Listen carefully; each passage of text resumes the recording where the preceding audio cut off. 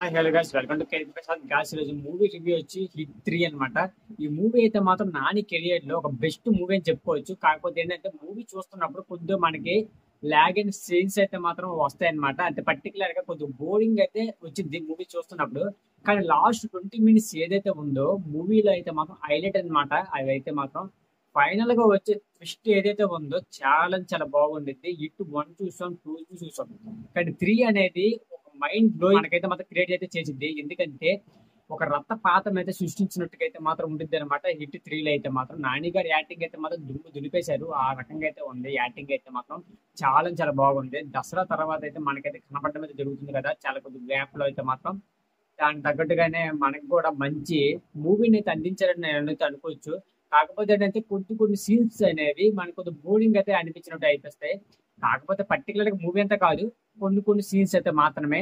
కానీ ఓవరాల్ గా అయితే మూవీ అయితే మాత్రం చాలా చాలా బాగుంటుంది. ఎంజాయ్ అయితే చేయొచ్చు. మీరైతే మాత్రం నాని కెరియర్ అయితే మాత్రం మంచి మూవీ చెప్పుకోవచ్చు.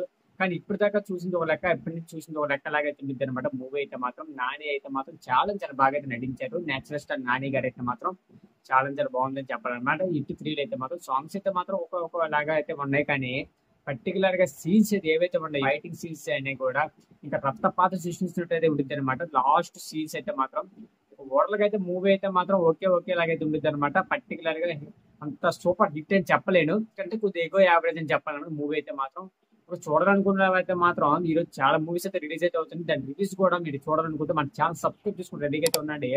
నెక్స్ట్ వీడియోతో నేను ఎందుకైతే వస్తున్నాను. Okay, hi.